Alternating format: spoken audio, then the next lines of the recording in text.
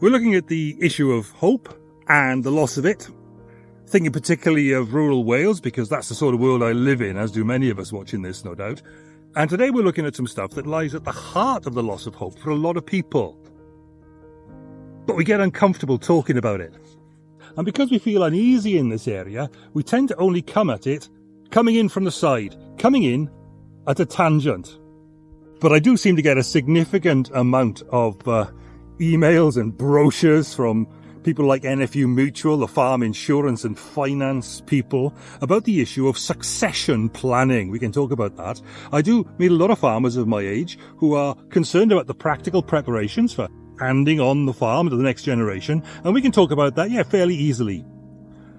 But funnily enough, not so many want to talk about the hymns for their funeral. I wonder why.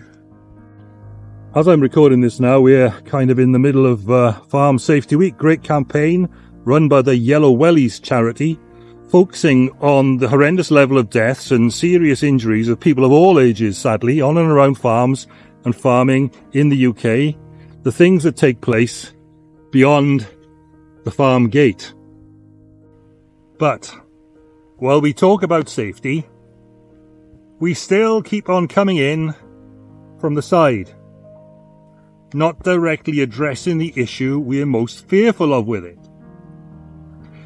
And the same's true when it comes to the terrible suicide rate in Welsh agriculture. Again, a fairly ageless phenomenon, affecting old and young alike. We don't address it as death, but feel much more comfortable talking about the issue of mental health. I can understand that. Now, these issues are all really important and we're conscious of them, but they are actually peripheral issues all round the side of the same thing.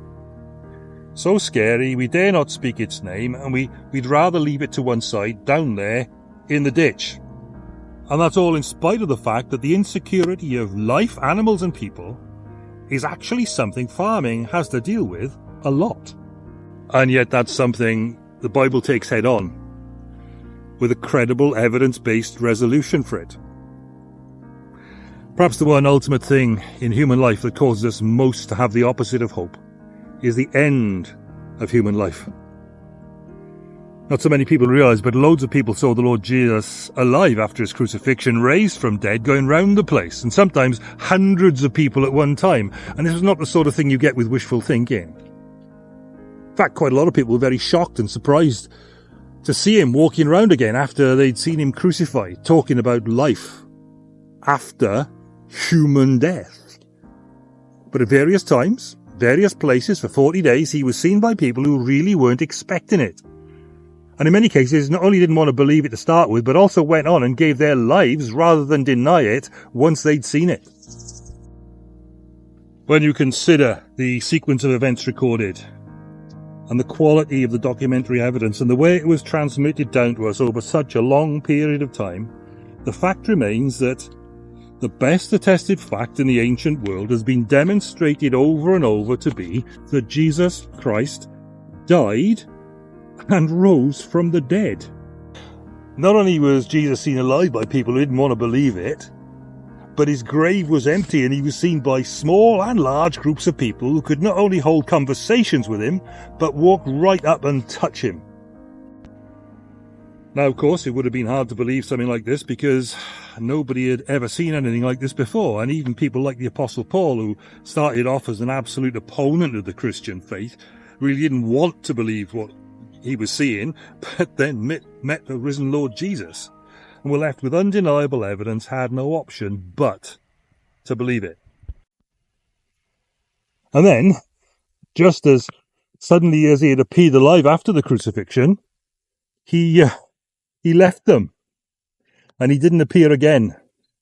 And that's something you don't get with delusions, because they're characterized by slow fading, not suddenly stopping. And that was a story they stuck to, even when a significant number of them could have saved their own lives by just denying it when threatened by hostile rulers and religious leaders. Now, there's one more thing, really, that helps us with rebuilding this sort of hope, And that hope comes with some pretty spectacular levels of help. But I've gone on long enough already. We need to come back to that next time in episode 4. In the meantime, if you'd like to have a look at some of this evidence I've been talking about that shows that Jesus conquered death, hit me up in the messaging facility in the QR code coming up, or go to welshrev.com and click on Contact.